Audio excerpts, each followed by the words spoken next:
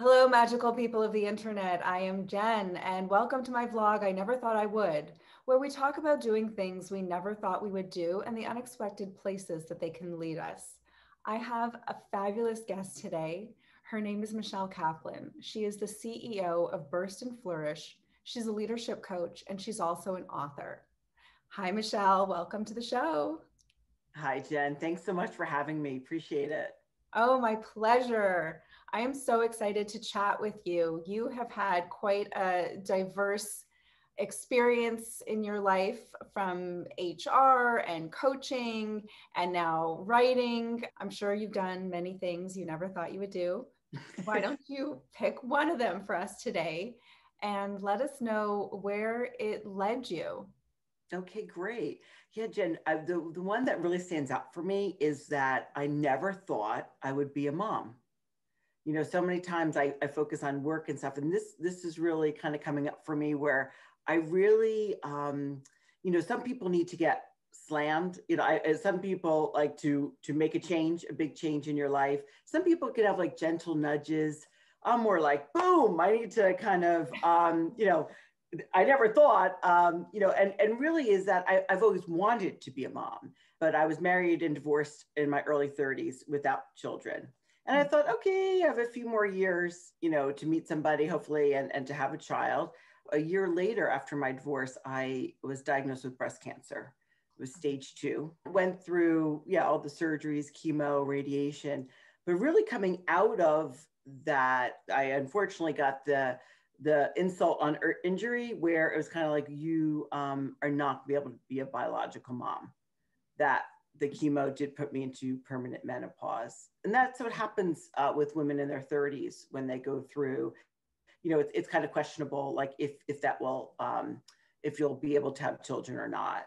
So I kind of knew that going in, that was confirmed with me, which is really very upsetting. I'm so But sorry. then after about like 6 months or so of kind of, processing that, I got the idea, to adopt. I was like, could I do it on my own? I mean, the two factors that really come up are financial and Mhm. childcare. Yes. I've been in human resources, like you said, for many years. And, I worked in a corporate environment where, how am I going to be able to do this with who take care of my child? I don't have family nearby. My biggest thing was like, okay, the day to day I could figure out, but what happens if I get sick or like my child gets sick or me, I had to put my like research hat on. I'm like, I have to talk to a ton of people. One thing I've really learned, like one of those life lessons is that it's like, it's all been done before. I really learned that to just ask people who've been there, who's Mhm. done it. And actually, that's why I always see it like with your vlog as well, where it's kind of like, watching them, it's kind of like hearing other people's stories. You take in like certain things like stand out. And so when I really talk to people, I'm like, I think I could really do this. But then when I started the adoption process, that's a whole very subjective process. You are really thoroughly checked out through this process of, from a financial perspective, a medical perspective. You have people come to your home. You need to be interviewed by social workers to make sure it's a very involved process. And I was just trying to even become eligible to be a candidate to adopt. So I have some friends who have adopted. It's a really thorough process, as it should be. And Right. Yes. as Yes. it should be, all the power to these people for doing a correct job before they're placing a child in a stranger's It, home. But I do understand that it's quite an arduous process of jumping through all the hoops that are required. it's true. And then just even being eligible. So, in a sense, because of my medical history, not really because of being single, I really believe it was more like, okay, you had a cancer about a year ago, you just finished up, and you're never 100% cured, though Mhm. you could be 100% in remission. So that, most of the adoption agencies in the US and most countries were like, wait 5 years. 5 years would have, I didn't want to wait for anything anymore. Yeah. I mean, that was a real kind of shock to the system of kind of like, okay, I'm getting a second chance here. This is what I've always wanted to be a mom. It's another lesson in the sense that if you really want something bad enough, right? It's a lot of times it just doesn't come to you like easily. And, so it was a process where most countries, whether it was like Vietnam, Korea, Russia, all these different countries, including the US, were like, no, you're not eligible because of your medical history. So it was very upsetting. And, me, I'm asking questions. So people know that this is something I really want. And then one day I was at a brunch and somebody asked me like, okay, so how's the adoption process going, Michelle? Like all like cheery. And that was a day where my page, like, I was like, oh my God, I don't even want to hear this. And I was like, you're not really well, not good. So she's like, oh, my neighbor just adopted a little girl from Guatemala. And I was like, Guatemala? Oh, okay. Yeah, right. Now all of a sudden, again, it's like what gets presented to you. That place wasn't on your radar. Amazing how, like, if you weren't reaching out and talking to other people, this never would have come your way. Yeah, because a lot of times people like will ask me, because I do a lot of leadership coaching and motivation work, and they kind of say, it's like, well, Michelle, do these like events where you're rejected, like, where you have to kind of keep, banging on the door, whether it's for your career and whether for something personal, like, do you feel like it's a test to kind of confirm that you really want what you want? That is one perspective, and that's fine. I kind of really see that in a slightly different perspective. I really kind of get a sense that there's a divine timing to things. And it's like, because all those other countries and agencies rejected me, this one child was supposed to be with me. I mean, we've really had a very easy transition. And in a sense, it's like, if anyone said yes, I would have a whole different life. Like, I'm supposed to have this little soul in my life. I really kind of see it, whether it's a friend's buying a home, they get turned down or they lose it. It's kind of like, that wasn't supposed to be where you're supposed to live. Like, you're supposed to know these people. It's frustrating for a day or two for me. And then I kind of get calm of like, well, like, just keep plugging away. You'll get to your yes. That's one of the major things that I've learned as a producer. And when things go wrong with a production, I've worked on so many productions where a location fell through at the last minute, an actor fell through, a theater fell through, things that would, give somebody a nervous breakdown. I've just always kind of pushed through with the attitude of like, that's not supposed to be our actor. That's the wrong actor. That's the wrong location. That's the wrong theater. Every time I've been in that kind of a situation, it's always worked out for the best. Right. Exactly. I mean, I'm laughing because that's the truth. I did speak to my friend's neighbor. I talked to her for 3 hours, again, learning from what she did. And I actually used her agency. So I'm on hold for about 10 minutes. And I had a strange feeling it was going to be fine. When they got back on and said, as long as you're, oncologist and, people can verify, certain medical, you'll have more medical forms, there's, to fill out, but that you can proceed. I was just like, oh my gosh, this is amazing. And so I went through the process, and my daughter came home a year later. She was 8 months old at the time when she came home. Her name is Mia. So I agree. It's like having the cancer, my life was pretty quiet the first, 30 something years of my life. It was pretty regular routine. And then when these things of like divorce and cancer and, becoming a mom and all these like life changes are happening in just a short time because of the cancer, it really just opened up, for me. I'm happy that I did make it. And then in a sense, it's like, it was actually very freeing. It really knocked me in the head of like, what are you doing? Like, go for it. Yeah. And it gives you a little more courage because it's like, well, what have I got to lose? So true. It's like, after you've been through that, everything else is like a cakewalk. Yes. And I find as you get older, like no one goes unscathed. And so in a sense, it is a great benchmark of like, if you've gone through something really hard for you and you can reinvent yourself, you can recreate it. The change really comes from the inside out. It really is true. There are no overnight successes and you don't do it alone. Everything takes a village. Right. Everything, whether it's family or a partner, we find our support systems. You create your family, you create your tribe, your team, whatever word you want to use for it. And that's why it's like a lot of times with my coaching, I really help people like really tap into their intuition and their inner guidance, because a lot of times, even when reason is telling you not to do something, like, no, right? There's that whole fear factor. And fear can be intuitive, right? Because fear, there could be real danger. And then in a sense, it's kind of, giving you that sense based on like limiting beliefs and things like that. So it could keep yes. you safe, or it could keep you stuck, and being able to determine which one it is, which brings me to, so you're the CEO of Burst and Flourish. Yes. And that's your coaching business. Yes.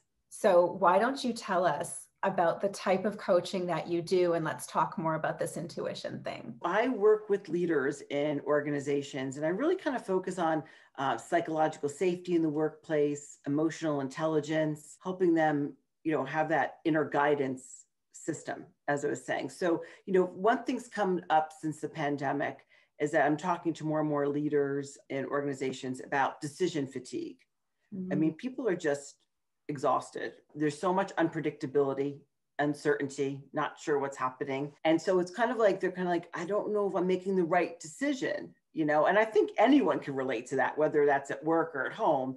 I mean, my daughter, one time a few months ago, I had such a crazy day with making some critical decisions that she asked me like, well, what's for dinner tonight? And I'm like, I don't even know. Like, I can't deal with dinner right now. It's called takeout, right? It's like, I can't make one more decision. So really my firm is really about, helping leaders with making decisions and really diagnosing which are the fears, or those irrational fears, we'll call it, which is kind of like that scream, that kind of no, and then versus reason, right? Your intellect, which is knowledge, which you need as well. I mean, you need them all. And that's more like your indoor voice, it's kind of like very reasonable. And then you have that intuition, which is you have to kind of get quiet and pause a little bit, whether it's traditional meditation, or I know a lot of people, especially the type A's, like work out, I need to kind of pause their brain to hear those, what I call like the whispers, those gentle nudges about what you really just know. It's called, like, I call like that knowing that you need to do something. And a lot of it is just reconciling your thoughts, the reason with what you really know.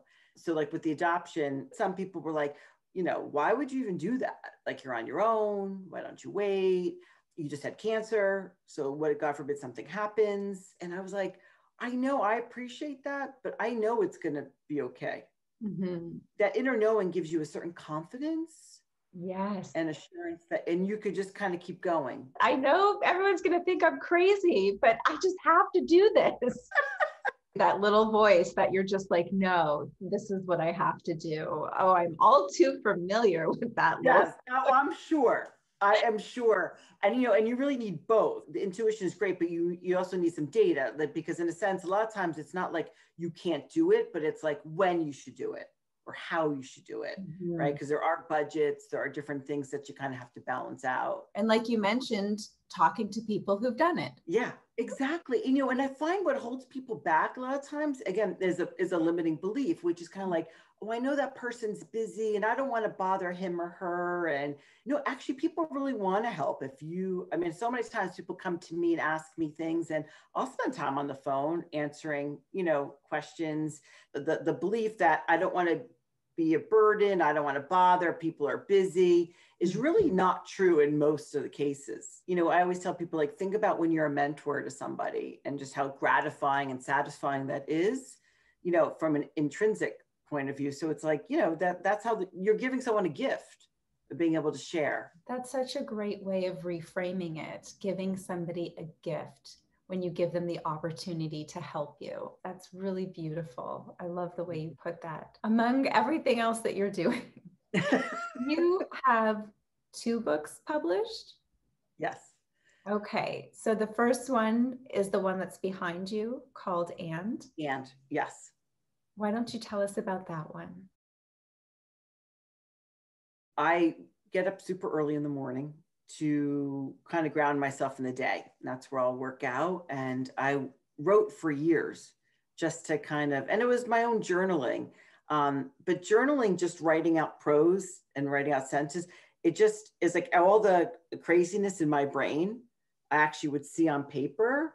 And I'd be like, okay, this isn't helping me at all. Like, this is not, no wonder I'm getting like so agitated. And then I started doing like words and phrases. And I at first did not even know I was writing poetry. I would call them my little vignettes, my little stories. They really helped, poets love words. And I know you know that. So it's like finding that right word or phrase.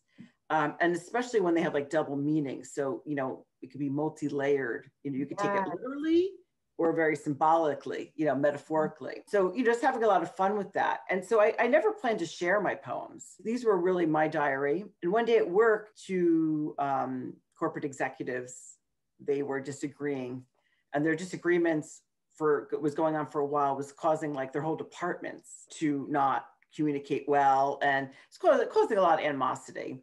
And I was called in as the coach to mediate. But after about 30 minutes, they were both shared their stories, their side of the story, and their heels were digging deeper and deeper into the floor. Like they were like pretty set on this one's right and I'm right. And I really was like, okay, I'm not really sure what to do here. But then the intuition, right? The intuitive voice came, and I had just in my planner had actually wrote a poem the day before. And it was a very personal poem. It was something about my daughter, and I really wasn't going to share it, but I kept hearing lines from the poem. And I was like, oh no, like, because that I'd have to be vulnerable. Like, no, this, I'm going to ignore it. Like, but you can't unsee what you saw. Yeah. So I was like, hey guys, do you mind if I read you a poem? Like when, that I wrote. Now they were so grateful to not talk about their side of the stories anymore, that they were both like, yes, can you please read this poem? Right. But I read it, and afterwards, like the key line of the poem was like, right now, in this moment, what does she need most from me? They were quiet, right? And it changed the whole conversation. It was actually my learning experience, where they both like processed it for a few minutes, and then really were like, well, I don't do that for you. Like, I don't give you the benefit of the doubt. I'm not really there for you. I was the one in awe at that moment, because they left. Are they the best of friends? No, but they can work together and be respectful and professional. And, you really saw another side of somebody. And I feel like that's what poetry, with universal themes, takes these personal situations and that people can just relate to. So I use that in my coaching. That's incredible. So one of my clients a few years ago called me the corporate poet, and I really like that. Yes. And that's what I do. That's amazing. It's interesting how so many times, whether it's in business or in life, we get caught up on who was right and who was wrong, as opposed to how do we move forward? What's the solution?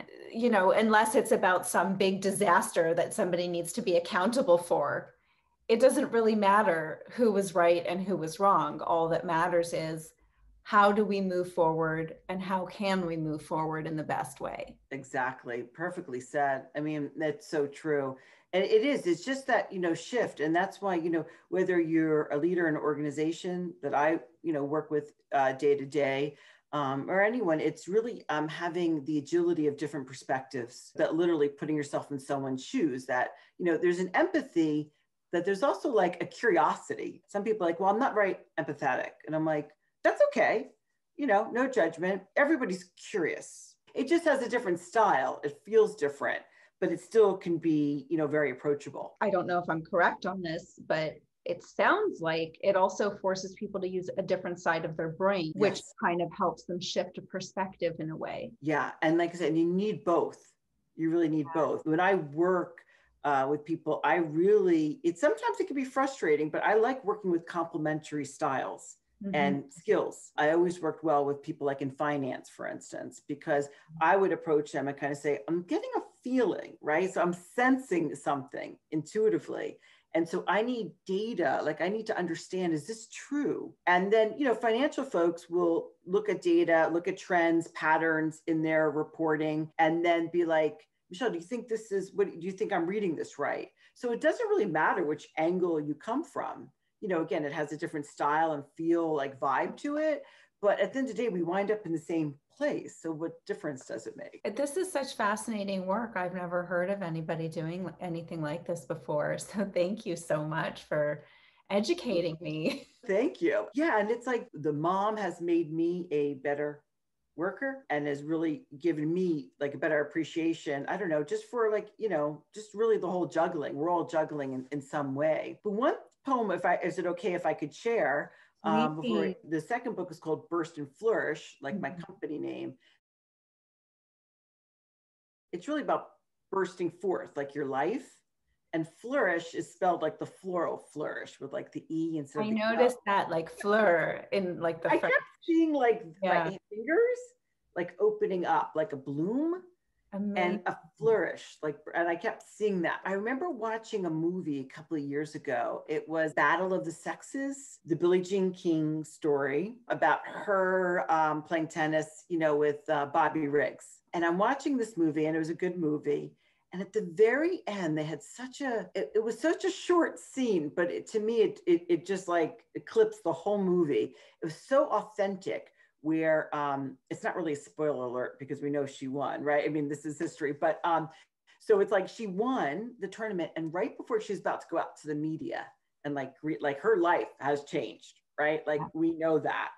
And right before she's in the locker room by herself, about to go out, and she has tears, she's, like that cry. And I just so related to that scene and talking to so many men and women who have been successful and what they had to do to kind of hit that pinnacle of like, you just crossed the threshold. It was so moving to me because that was so true. It really is. And then you see her just kind of and then go out, and then like the movie ended. That scene inspired this poem as well as all the other people I spoke to. And it's called A Good Cry. You did it. After all the learning and doing, asking and deciding, practicing and failing, success has finally come your way. And with victory comes invitations, celebrations, and attention. But in that sliver of time between right now and what's next, don't be surprised to find yourself alone, having a good cry for all that you were, all that you are, and all that you're becoming. That's such a fantastic poem. I'm like tearing up. You're gonna make me teary-eyed, Jen. That's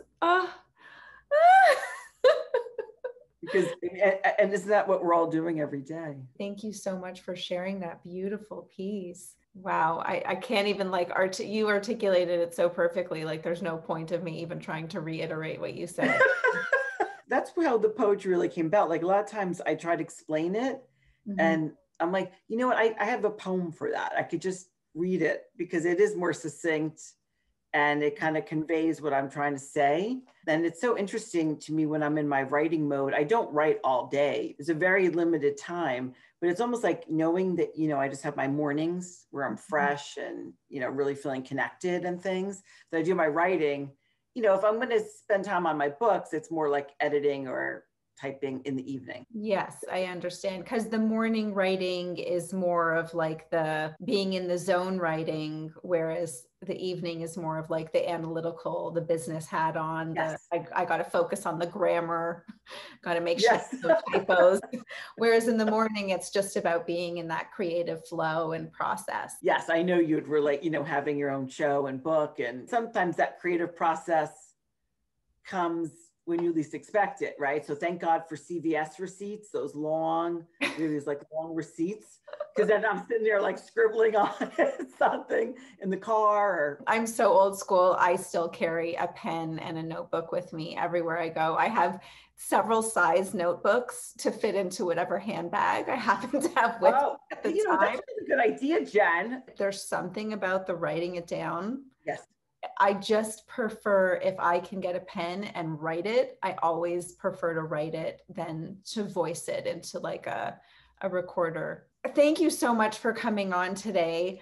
I'm so grateful that you took the time to talk. Before you go, can you please tell us where we can find you and where we can find your books? Yeah, the easiest way to find me is on my website, which is Burst and Flourish. And again, it's the FLEURISH. And there also you can purchase my books or on Amazon. The first book is called And, A Love Story Within. And the second book is Burst and Flourish. Thank you so much for sharing your poem and educating us about the type of work you do and sharing your story about adopting your lovely daughter. Oh, thank Such you. an inspiration.